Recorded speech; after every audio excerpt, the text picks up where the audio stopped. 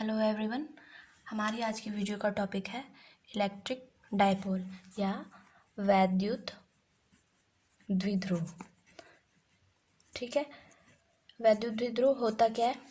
माना हमारे पास दो बराबर आवेश हैं, लेकिन वो क्या है, अपोजिट हैं यानी विपरीत हैं। तो बराबर तो हैं Q माइनस और ये प्लस, दोनों बराबर हैं, दोनों Q हैं। ठीक है, मैग्नीट्यूड में, लेकिन दोनों क्या हैं, अपोजिट हैं।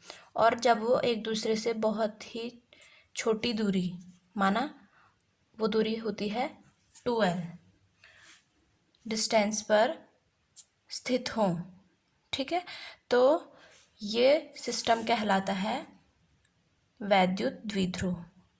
ठीक, तो वैद्युत द्विध्रुव होता है जब दो बराबर एवं विपरीत आवेश यानी इक्वल एंड अपोजिट चार्ज जब एक दूसरे से बहुत ही कम दूरी पर स्थित हों तो वो कहलाता है वैद्युत द्विध्रुव। वैद्युत द्विध्रुव के बाद आता है और वैद्युत द्विध्रुव आघूर्ण। ठीक है, ये इनकी वैद्युत द्विध्रुव की एक्सिस यानी इसको कहते हैं डायपोल एक्सिस। ठीक है, ये नेक्स्ट आता है इलेक्ट्रिक डायपोल मोमेंट यानी वैद्युत द्विध्रुव आघूर्ण। वैद्युत द्विध्रुव आघूर्ण उन मॉलिक्यूल्स या अणुओं में होता है जिनमें कि परमानेंट वैद्युत द्विध्रुव होता है। ठीक है, तो ये क्या होता है, जब निगेटिव और पॉजिटिव सेंटर्स यानी केंद्र एक दूसरे पर कोइंसाइड हो जाते हैं, यानी जो निगेटिव सेंटर है वो ठीक पॉजिटिव सेंटर के ऊपर आ जाता है, तब उनका जो नेट डायपोल है वो जो नेट चार्ज है वो ज़ीरो हो जाता है। उस टाइम पे कोई भी इलेक्ट्रिक डायपोल मोमेंट नहीं होता है, और ये होता है सिमेट्रिक जो मॉलिक्यूल्स होते हैं उनमें। लेकिन जो असिमेट्रिक यानी असममित अणु होते हैं उनमें माना जो निगेटिव और जो पॉजिटिव सेंटर्स हैं यानी केंद्र, वो एक दूसरे के ठीक ऊपर ना के थोड़ा सा दूरी पर आ जाते हैं, तो उसको उनमें क्या हो जाता है, डायपोल मोमेंट आ जाता है। ठीक है, तो उसी को ही कहते हैं इलेक्ट्रिक डायपोल मोमेंट यानी वैद्युत द्विध्रुव आघूर्ण, और इसको डिनोट करते हैं P से। तो P जो होता है, P इक्वल टू दोनों में से कोई एक आवेश यानी Q और दोनों आवेशों के बीच की दूरी यानी Q इंटू 2L। तो P होता है वैद्युत द्विध्रुव आघूर्ण Q इंटू 2L। ठीक है, तो अब वैद्युत द्विध्रुव आघूर्ण की हम यहाँ से यूनिट निकाल सकते हैं।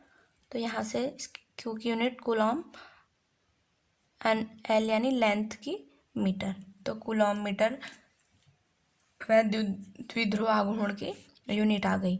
अब इसके बाद इसकी डायमेंशन, तो इसकी डायमेंशन हम यहाँ से निकाल सकते हैं 80L। ठीक है, तो ये इसकी डायमेंशन आ गई 80L। अब हम एग्जाम्पल लिख सकते हैं इसके, जिनमें कि वैद्युत द्विध्रुव आघूर्ण होता है, यानी जिनके जो सेंटर्स निगेटिव और पॉजिटिव सेंटर्स होते हैं वो एक दूसरे के ऊपर ठीक कोइंसाइड नहीं करते हैं, यानी जिनमें असिमेट्रिक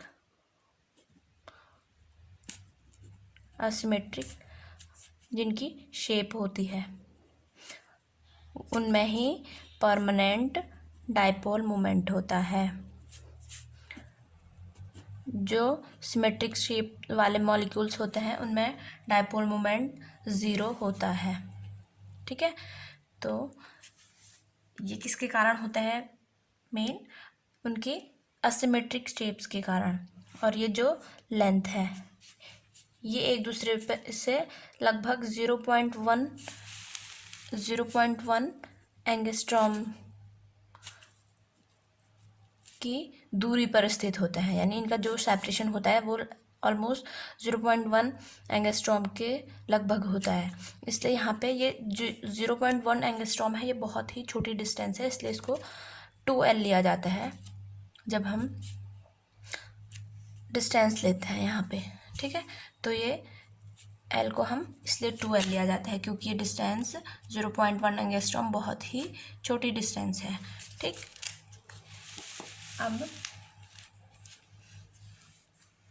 तो यहाँ पे हमने पढ़ा कि जो इलेक्ट्रिक डायपोल मोमेंट है वो एसिमेट्रिक शेप्स के कारण आता है। तो इसके एग्जांपल हम लिख सकते हैं जैसे H2O, HCl, और भी बहुत सारे एग्जांपल होते हैं जैसे C2H5OH ethyl alcohol and CH3COOH।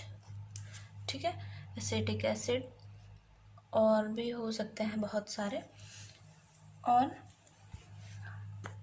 ATC। ये एक वेक्टर क्वांटिटी है। इलेक्ट्रिक डायपोल मोमेंट जो है वो वेक्टर क्वांटिटी है। ठीक है, यानी इलेक्ट्रिक डायपोल मोमेंट में मैग्नीट्यूड के साथ साथ डायरेक्शन भी होता है, और इसकी जो डायरेक्शन होती है वो -Q चार्ज से +Q चार्ज की ओर डायरेक्टेड होता है। ठीक है, जो फोर्स होती है, लाइन ऑफ फोर्स, वो कहाँ से कहाँ को होती है, पॉजिटिव से निगेटिव की ओर, है ना। लेकिन डायपोल मोमेंट निगेटिव से पॉजिटिव की ओर होता है। ठीक है, तो ये समझ लीजिए, एंड थैंक यू।